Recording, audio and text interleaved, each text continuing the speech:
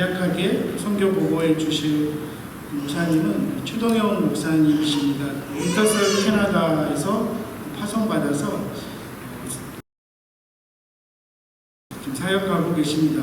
저와는 예전에 유스코스타 스텝으로 같이 섬기면서 알게 됐고, 그때 당시 별명이 제가 기억하기로 우리들 사이에서 아랍 왕자 별명을 우리가 불렀는데 이미지가 지금 보니까 변함없는 것 같습니다. 저희가 아주 적은 금액 후원하고 있는데 참 오셔서 참 감사하고 또 꼬박꼬박 소식지도 보내주셔서 참 감사드립니다. 사모님하고 아이도 같이 오셨는데 잠깐 일어나시면 박수로 환영하겠습니다.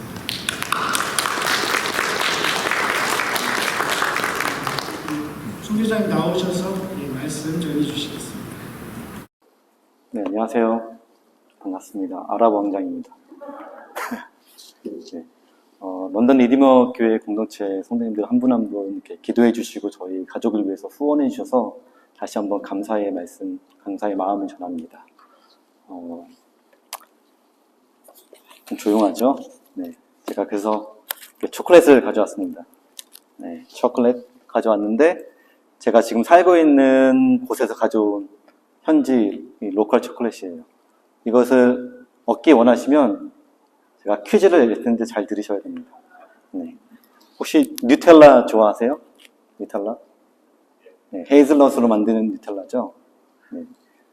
나라에 관한 퀴즈입니다. 이 나라는 헤이즐넛의 70%를 생산하고 있는 나라입니다. 네. 감이 안 오시죠? 네. 이 초콜릿은 헤이즐넛을 만든 초콜릿이고, 그리고 나라입니다. 손을 들고 자신 있게 말씀해 주시면 초콜릿을 네, 맞습니다. 네, 선물입니다. 선물. 네. 네.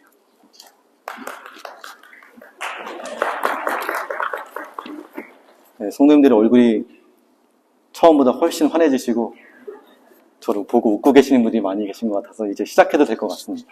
네. 시작하기 전에 잠시 제가 영상을 짧게 준비했는데 제가 속해 있는 인터서브 캐나다가 어떤 단체인지 잠깐 소개하는 영상을 보고 말씀을 시작하겠습니다.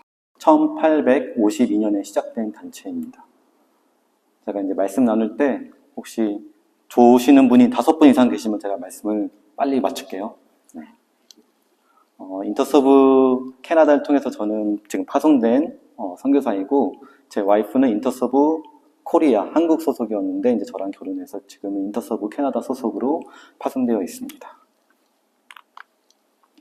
네, 사진 보이시죠? 인터서브 단체는 어떤 특별한 기술보다는 직장이 있고 기술이 있는 분들을 선교사로 파송하는 단체이고요. 이 보이는 케이크들은 제가 만든 케이크입니다. 네. 박수. 네. 박수 받을 건 아닌데 자랑하려고 보여드리는 게 아니라 한국에서는 처음에 호텔 매니지먼트 공부를 하다가 캐나다로 이민 오기 전에 제과제빵 기술을 배웠습니다. 네. 그래서 제가 처음에 캐나다에 와서 일한 곳은 토론토에 있는, 지금은 없어졌다고 하는데 바루문빵이라고 아시는 분은 모르겠지만 바루문빵에서 일했었고, 또 갤러리아 안에 있는 갓도 베이커리에서 일을 했었습니다. 네. 그리고 커피도 보면은 제가 만든 이제 라떼, 카푸치노, 네, 제가 커피숍에서 일했던 또 바리스타입니다. 혹시 이 어플리케이션이 뭔지 아실까요? 우버 드라이버. 네. 저는 우버 드라이버도 했던 택시 운전수입니다. 네. 보시면 웨이시 좋죠? 4.9. 믿고 맡길 수 있는 택시 운전사였는데, 택시 안에서 이제 제가 사람들을 만나고, 한 번은 중국 친구, 어린 유학생 친구 만나서 나이아가라까지 출입도 가고, 2시간 동안 이제 다니는 그 길에서 제가 뭘 하겠습니까? 제가 그래도 목사고, 그래도 제가 아는 하나님을 소개할 수 있는 그런 기회를 얻고 간증하고, 네, 그렇게 나눌 수 있는 기회를 얻었던 택시 운전사입니다. 네. 여기 보시면 그 코멘트를 남기잖아요. 컴플리먼트 해갖고. 누가 썼는지는 저도 잘 모르겠지만, Thanks for saving my life라고 했는데, 저는 그냥 속으로 생각하고 있어요. 혹시 그 중국 친구가 아닐까?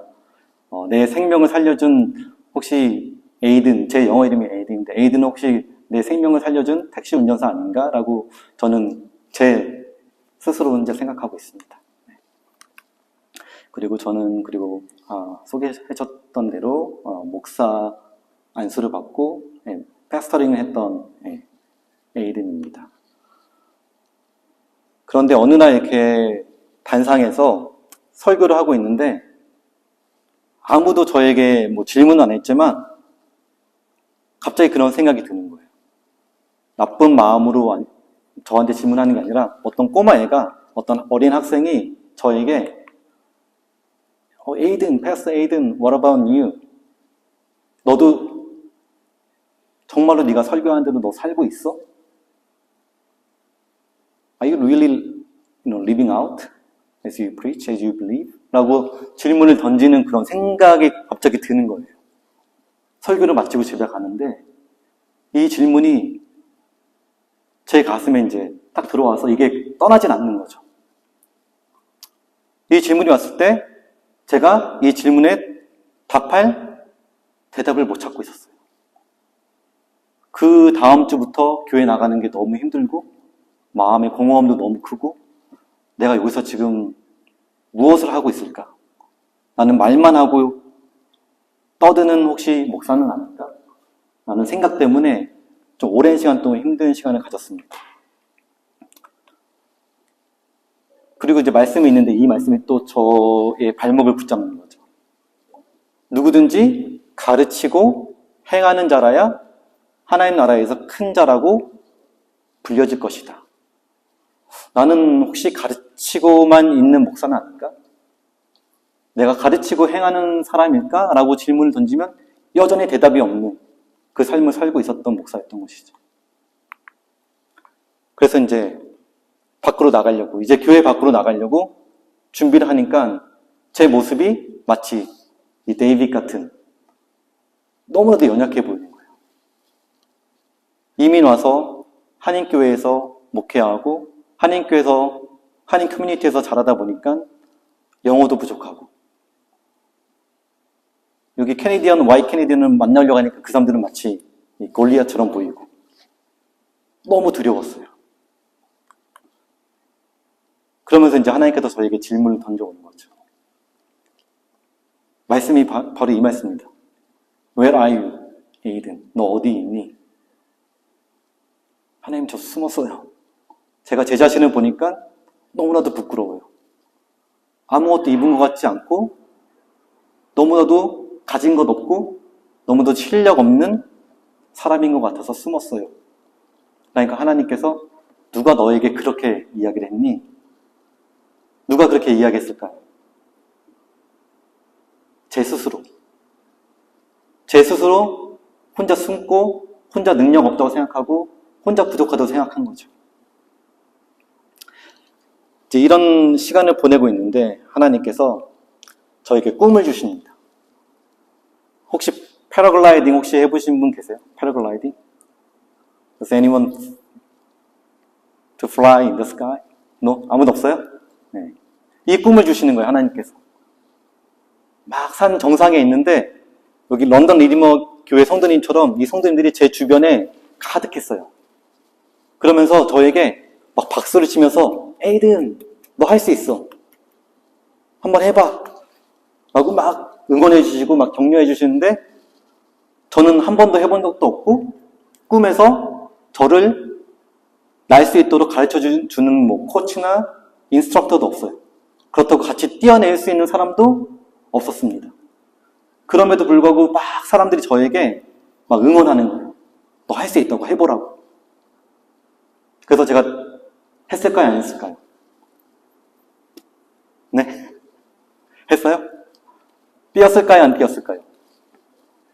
네. 뛰었으니까 여기 있겠죠. 네. 딱 뛰고 나서 하늘을 나는데 그때 꿈이 깼습니다. 아무도 없었어요. 저 혼자 하늘을 나는데 그때 꿈이 깼어요. 그리고 바로 하나님께 기도를 했습니다. 왜? 하나님께서 마음을 주셨거든요. 에이든, 너가 패러글라이딩 할 때 너랑 같이 뛰어내리는 사람도 없고 너를 알려주는 사람도 없고 어디로 가야 할지 모르겠지만 내가 알려줄게. 내가 가르쳐줄게. 내가 너랑 함께 뛰어내릴게. 하나님께서 저에게 그렇게 말씀하시는 거예요. 그래서 뛰어내린 곳이 어디였냐면 바로 난민하우스. 교회를 떠나서 제가 시작하게 된 일들이 베이커리, 커피숍, 택시 드라이브 하고 난민 사역을 또 시작하게 되었어요. 소수민족 교회도 제가 섬기고 약 7년간 난민으로 들어온 무슬림들과 난민에 들어온 새로운 사람들을 섬기게 되었습니다. 그리고 이제 새로운 곳을 떠나게 되었는데 그게 2021년이에요.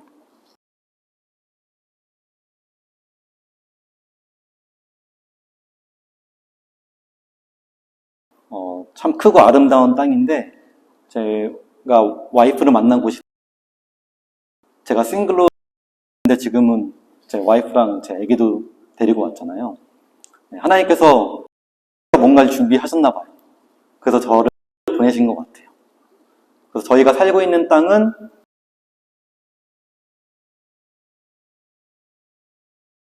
요한계시록에 보면 7대 7교회가 나오죠. 그 중에 칭찬받은 교회가 몇 교회가 있죠? 2교회. 하나는 서머나 교회, 그리고 빌라델비아 교회. 저희가 살고 있는 곳은 그 옛 서머나 교회가 있는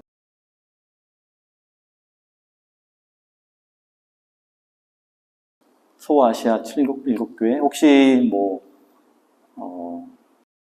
여행 오시거나 성지 순례로 오신 분 혹시 계세요? 캐나다를 안 벗어나시는군요. 네, 이렇게. 지금 저희들이 이제 하고 있는 사역과 저희들이 지금 어떻게 살고 있는지 간단하게 선교 보고하고 말씀을 전하겠습니다.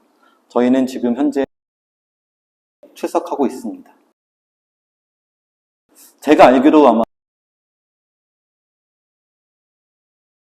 매 주일마다 약 100명 정도에 되는 성도님들이 모입니다. 100명 정도 모인다고 하면 엄청나게 큰 대형 교회거든요.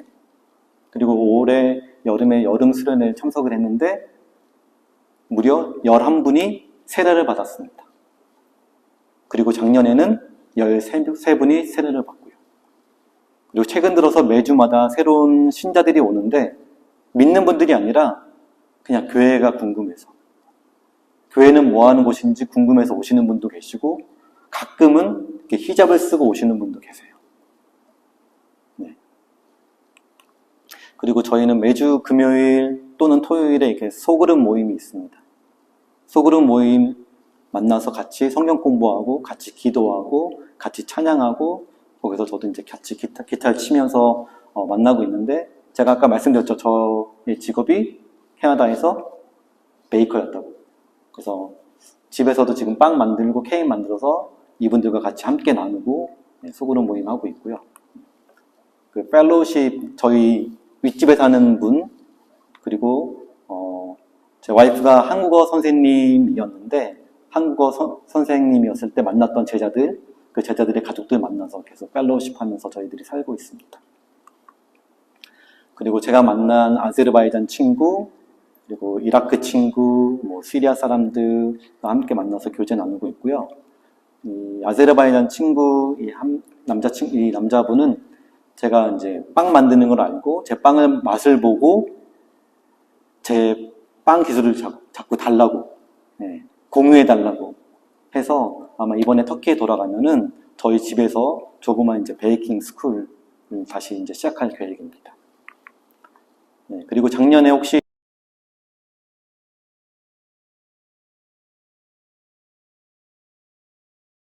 그 지진이 일어난 곳 중에 한 곳이 어디였냐면 안디옥 교회가 있었던 큰 지진이 있어서 작년에 이제 그 분들 도우러 다녀왔습니다. 그리고 오른쪽에 보이는 이 사진은 학교예요. 모든 건물이 무너져서 학생들이 공부를 할 수 없어서 저렇게 간이로 만들어서 학교 수업을 하고 있는 사진입니다. 그리고 이제 제가 기도 제목을 성도님과 함께 나누겠습니다. 이게 8월 16일에 올라온 기사인데 어떤 기사냐면은 더 이상 관광 목적으로 들어온 사람들에게는 거주 비자를 주지 않겠다고 하는 내용입니다. 이분이 내무부 장관인데 이분이 하는 말은 너가 처음에 터키에 왔던 그 의도를 가지고 그냥 떠나라. 관광으로 왔으면 관광을 하고 떠나라. 너희 관광객들 혹은 외국인들은 정직하지 않은 것 같아. 저기 보면은 영어로 좀 나오죠. Be honest about your intention. 너의 의도에 대해서 좀 솔직해져라. 왜냐면 관광으로 오셔서 거주비자를 신청하고 지내는 분들이 꽤 많이 있거든요. 그걸 다 사실은 알고 있죠. 그래서 8월 중순부터 비자 받는 게 더 어려워졌습니다. 작년에 이제 제 와이프가 대학원에서 지금 논문을 쓰고 있는데 학생 비자를 신청하고 학생 비자를 근거로 저희 가족들이 비자를 신청했는데 제 와이프만 학생 비자를 받고 아들은 6개월 비자를 받았고요. 그리고 저는 이제 들어가게 되면은 다시 비자를 신청해야 되는데 얼마만큼의 기간의 비자를 받을지는 모르겠습니다. 네, 저희가 같이 신청을 했는데 와이프 따로, 제 아들 따로, 그리고 저 따로 다 기간이 다르게 비자를 받았습니다. 좀 어려운 상황인데 혹시 시간 되시고 기억해 주시면 저희들이 이제 비자 이 상황에 대해서 좀 기도해 주시면 좋겠습니다. 저희가 들어가서 다시 비자를 다시 리뉴하고 앞으로 계속해서 생각하게 돼야 되는데 좀 많은 어려움들이 지금 있습니다. 저희 가정뿐만 아니라 거기에 계신 분들도 많이 거절돼서 떠나시기도 하고, 네. 사역들이 이제 장기적으로 어떤 계획을 가지고 할 수 있는 상황이 되지 않고 있어요. 생각나실 때마다 좀 기도해 주시면 감사하겠습니다.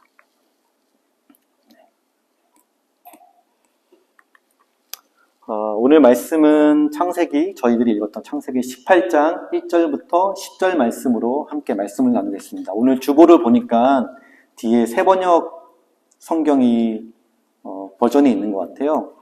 이거를 참고로 해서 말씀을 같이 함께 보면 좋을 것 같아요. 창세기 18장 1절부터 10절 말씀입니다. 네. 오늘 환대와 방문이라는 말씀으로 함께 짧게나마 이제 하나님의 말씀을 나눌 텐데 오늘 본문을 보면 아브라함이 여느 때와 마찬가지로 상수리 나무, 큰 나무 그늘 아래에서 앉아 있었어요. 그 무더운 그 여름 날씨, 40도가 넘는 그 떼약볕 그 날씨에 아브라함이 그늘 아래에서 앉아 있을 때 저 멀리서 3명의 낯선 사람들이 지나가는 것을 보게 되죠. 제가 살고 있는 곳도 여름이 되면은 39도, 40도까지 기온이 오르거든요. 그 뜨거운 떼약볕 아래서 쉬고 있던 아브라함이 지나가는 세 사람을 보고 했던 행동, 이 말씀을 보면은 아브라함이 뛰어나가죠. 아브라함이 그때 몇 살이었을까요? 99살. 99세의 아브라함이 그 뜨거운 떼약볕 안에서 쉬고 있을 때 낯선 3명이 지나가는 것을 보고 즉시 달려나갑니다. 뛰어나갑니다. 여기서 이방인들, 외국인들, 낯선 사람들이라는 히브리어 단어가 있는데 그 히브리어 단어가 나카르라는 단어입니다. 이 나카르라는 단어는 외국인, 이방인이라는 뜻도 있지만 살인이 가능한 적이라는 뜻을 가지고 있는 히브리 단어입니다. 우리 창세기 이야기 중에 한 2가지 정도가 있는데 야곱의 딸 디나가 새로운 땅으로 이주했을 때 디나가 당했던 일, 그리고 롯이 소돔으로 갔을 때, 그 롯에 많은 방문객들이 왔을 때 그 소돔에 살았던 그 사람들이 롯의 집에 들어와서 그 사람들을 막 강간하겠다고 협박하는 그런 이야기들이 있습니다. 이처럼 나카르, 이방인, 외국인들은 매일같이 위험한 존재로 인식되기도 했지만 보호를 받지 못하는 상황 가운데 놓여져 있었습니다. 아브라함과 사라도 새로운 땅으로 이주해서 살고 있는 사실은 나카르였습니다. 24년 동안 자신이 살고 있던 땅이 아니라 새로운 곳으로 간 이민자였죠. 이민자로서 24년 동안 살면서 아브라함과 사라는 하나님께 배웠던 것 같아요. 다른 나카르들, 다른 이민자들, 다른 외국인들을 어떻게 대해야 하는지 배웠던 것 같습니다. 그래서 아브라함은 이 외국인들을 보자마자 달려나가죠. 그리고 아브라함은 이야기를 합니다. 한번 우리 주보 뒤에 있는 말씀 한번 볼까요? 아브라함이 고개를 들고 보니 웬 사람 셋이 자기의 맞은 쪽에 서 있었다. 그는 그들을 보자 장막 어귀에서 달려나가서 그들을 맞이하며 땅에 엎드려서 절을 하였다. 아브라함이 말하였다. 손님들께서 저를 좋게 보시면 이 종의 곁을 그냥 지나가지 마시기 바랍니다. 아브라함이 이 사람들을 맞이한 것뿐만 아니라 어떻게 이야기를 하죠? 저를 좋게 보시면 이 종의 곁을 그냥 지나치지 마시기 바랍니다. 라고 이야기를 합니다.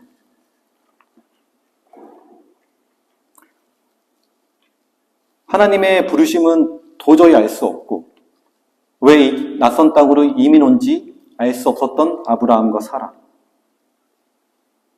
그럼에도 불구하고 낯선 사람들을 환대하고 낯선 사람들을 맞고 그들에게 손님들이 저를 좋게 보시면 자기를 종이라고 여기면서 그냥 지나가지 마시기 바랍니다라고 이야기를 하죠. 저를 좋게 보시면 이라는 단어가 또 있는데 그 히브리어는 토브라는 뜻이에요. 스크린에 나오면은 토브이라는 뜻이 저를 좋게 보시면, 그러니까 선의 기준이 내가 너를 좋게 본다. 아니 저 사람을 좋게 본다, 나쁘게 본다가 아니라 그 선의 기준을 상대방에게 넘기는 것이죠. 상대방에게 넘겨서 그 사람들이 저를 좋게 보시면, 저를 선하게 여기시면, 저를 괜찮다고 여기시면 저를 그냥 지나가지 마시기 바랍니다라고 아브라함은 이야기를 하고 있습니다. 나를 좋게 보시면 결국 아브라함의 선의 기준은 아브라함 자신에게 있었던 것이 아니라 상대방에게 있었음을 나타내고 있습니다. 그들이 난민인지, 그들이 무슬림인지, 그들이 유학생인지, 그들이 혹은 위험한 무기를 가지고 있는 이방인은 아닌지 판단하지 않고 그의 판단을 상대방에게 전적으로 넘기는 것이죠.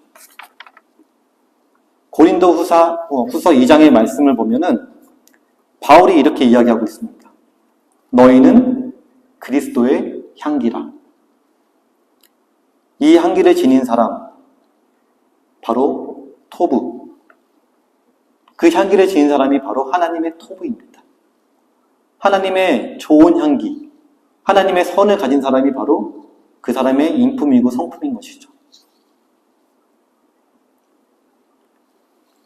너희는 그리스도의 향기라, 너희는 그리스도의 토부라. 내가 가지고 있는 그 하나님의 향기 때문에, 예수 그리스도의 향기 때문에 우리 주위에 있는 이웃들이 예수님을 만나게 되고 예수님을 발견하게 되는 그런 은혜들. 그게 사실은 나카르의 삶인 것이죠. 아브라함은 나카르였고 아브라함은 하나님의 향기를 지닌 하나님의 토부였습니다. 아브라함은 또 자기의 재산을 이 사람들과 함께 나눕니다.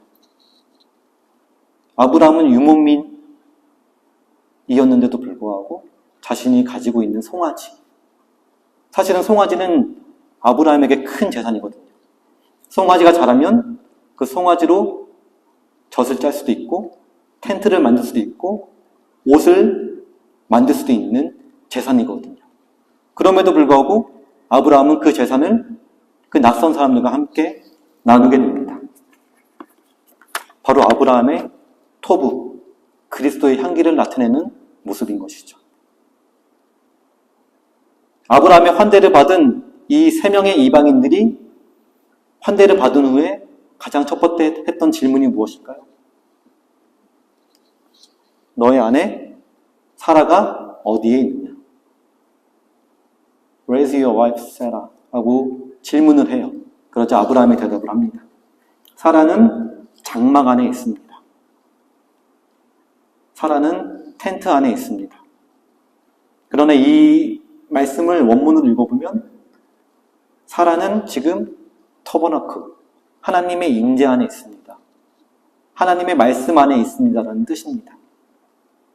아브라함과 사라는 24년 동안 낯선 땅에서 살면서 하나님의 약속을 기다리고 있었어요. 아브라함의 나이는 99세. 하나님의 약속은 언제 이루어질지 모르는 그런 상황 가운데 있었죠. 그럼에도 불구하고 아브라함과 사라는 하나님의 말씀 안에, 하나님의 임재 안에 거하고 있었습니다.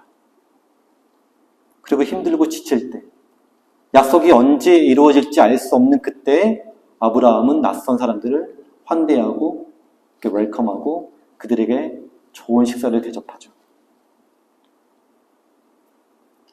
이 환대 후에 아브라함과 사라는 어떤 경험을 하게 될까요? 바로 하나님을 만나게 됩니다. 그리고 하나님이 주셨던 그 약속을 다시 한번 재차 확인하게 되죠. 우리는 지금 이 낯선 이 캐나다 땅에서 나카르로서 하나님의 톱으로서 어떻게 살아가고 있는지 이 말씀을 통해서 한번 되돌아봤으면 좋겠습니다. 그냥 하루하루 주어진 대로 살아가고 있는 건 아닌지, 자녀 교육 때문에 혹은 나의 커리어 때문에 혹은 나의 불안한 미래 때문에 열심히 살고 있지만 내가 정말 하나님의 토부, 그리스도의 향기처럼 살고 있는가? 내가 나카르로서 다른 나카르들을 어떻게 대하고 있는가? 한번 이 본문 말씀을 통해서 저희들이 좀 생각하는 시간을 가졌으면 좋겠습니다. 우리가 지금 살아가고 있는 이 캐나다 땅은 다른 나카르들을 맞을 수 있는 정말 축복의 땅이에요. 너무나도 많은 유학생들이 오고 있고 너무나도 많은 이민자들이 들어오고 있고 수많은 난민들과 무슬림들과 저희들이 한 번도 만나지 못했던 사람들이 오늘도 어제도 그리고 내일도 앞으로도 계속해서 들어올 것입니다. 왜? 하나님께서 다양한 방법으로 우리에게 기회를 주시고 싶어 하시기 때문이죠.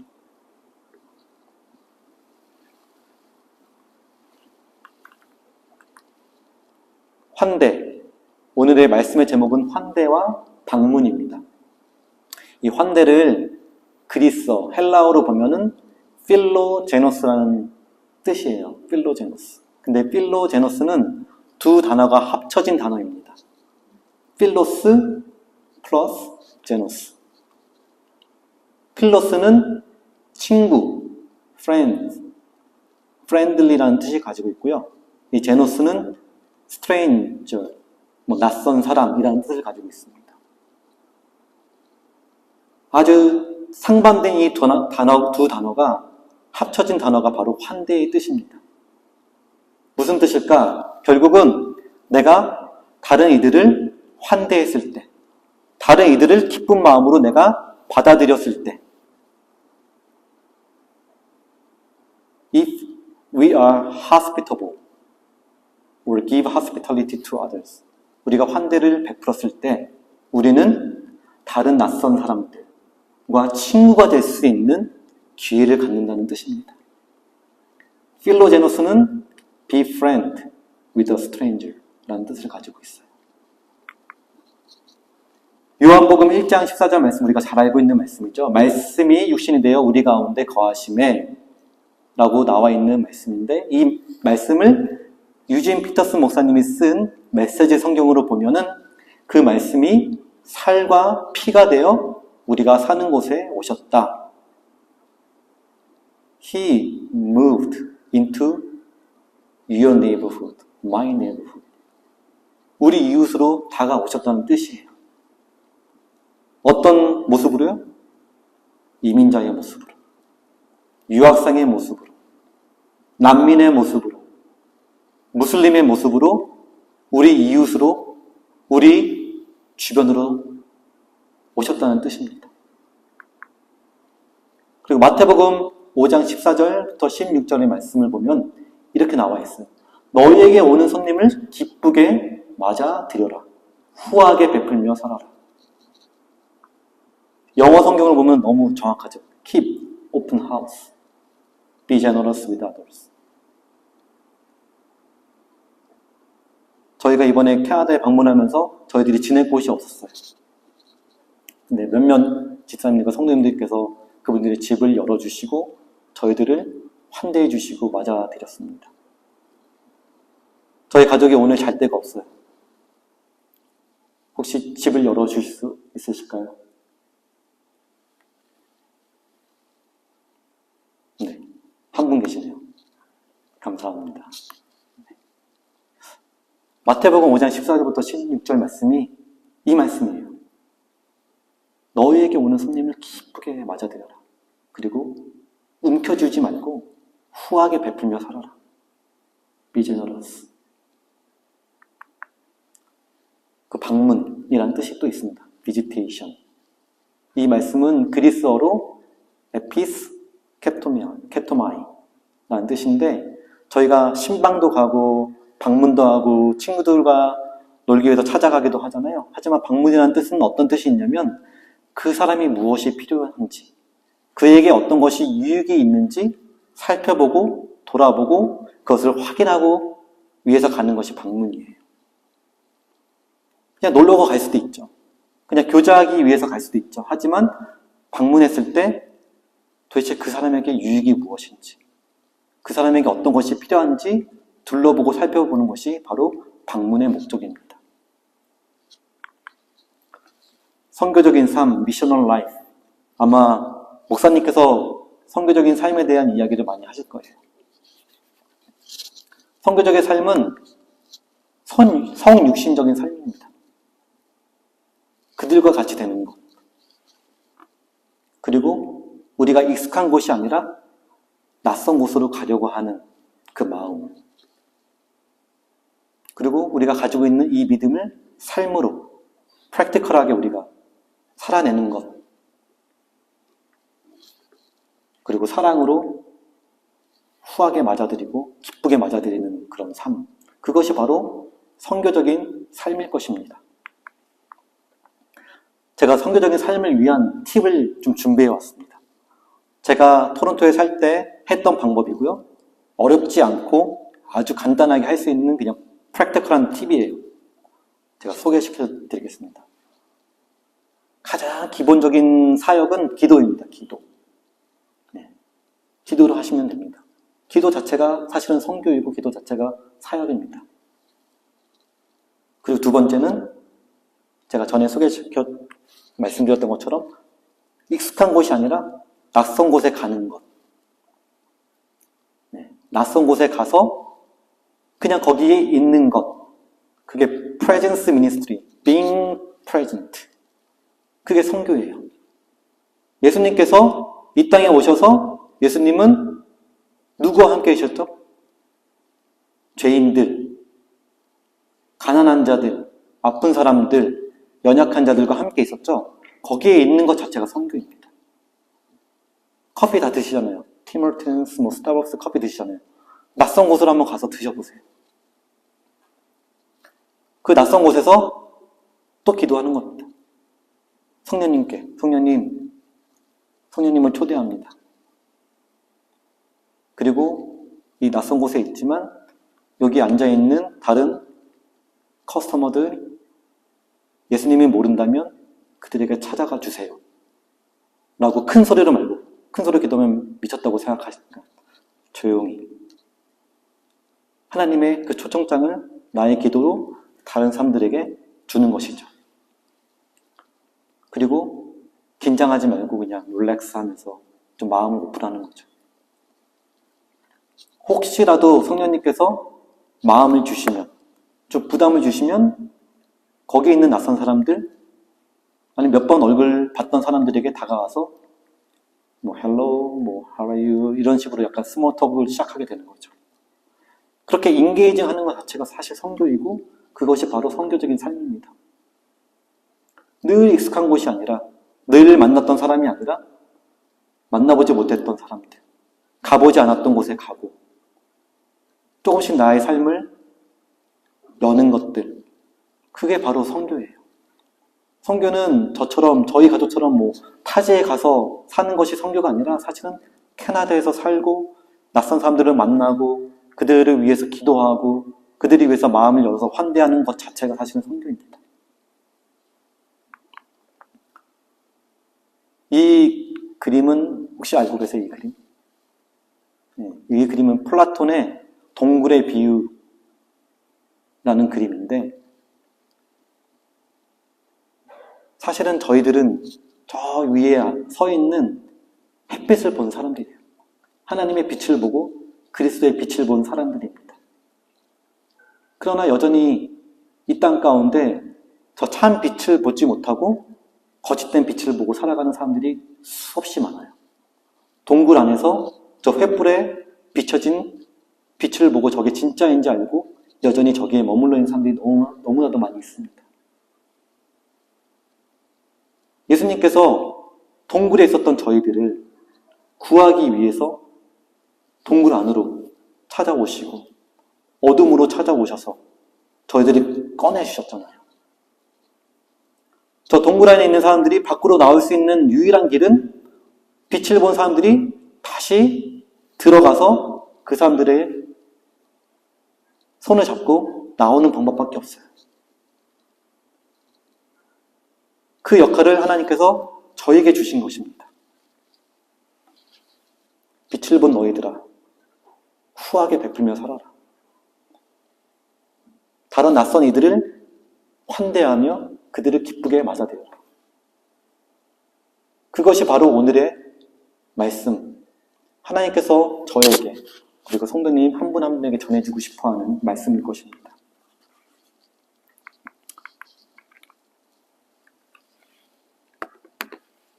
조금 어려우실 수 있어요.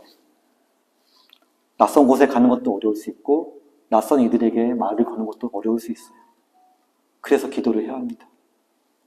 그래서 우리가 마음의 준비를 해야 합니다.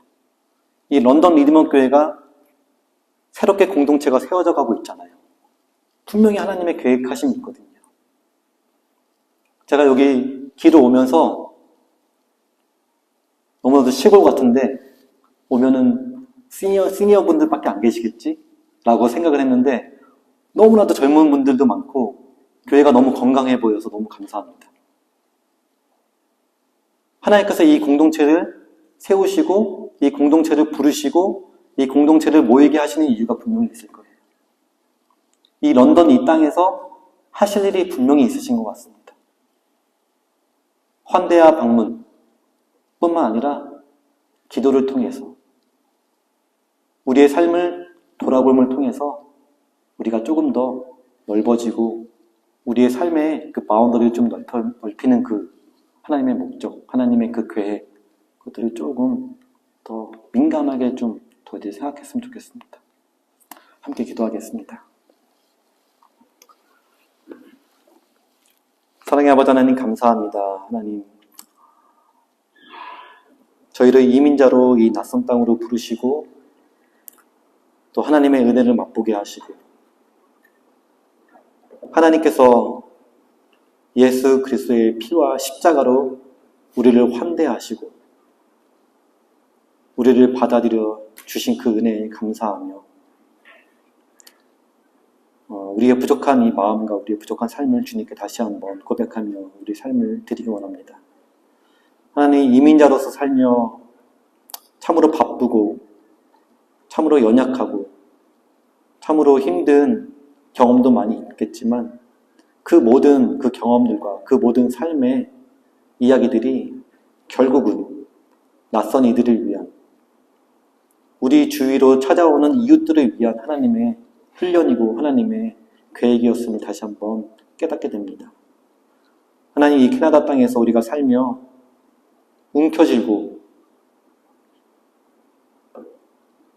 우리의 것들만 생각하는 것이 아니라 후하게 베풀고 환대와 방문을 통해서 하나님의 그 향기와 예수 그리스도의 그 삶을 나눌 수 있는 그 은혜를 우리에게 허락하여 주시옵소서.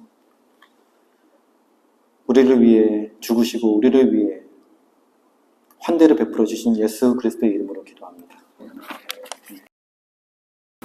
목사님 귀한 말씀도 보고 감사드립니다. 3년 반 전에 이제 터키 떠나시기 전에 저도 선교사님 토론토의 아담하우스 사역할 때 가서 배우기도 하고, 저도 여기서 이제 소수민족 유학생들 만나고 그런 분들 만나고 할 때 도움을 많이 주셨어요. 먼 길을 오셔서 같이 크리스마스 파티도 하고 그들이랑 윷놀이도 하고 그런 기억이 있습니다. 그래서 그때 뭐 여기 런던에도 정책적으로 난민들 많이 들어오고 그러는데 같이 여기서 사역하면 참 좋겠다 싶은 생각이 있었는데, 다시 돌아가셔야 한다니 아쉽기도 하고 그 가는 길을 축복합니다. 다시 한번 감사드리고 다 함께 일어나셔서 마지막 찬양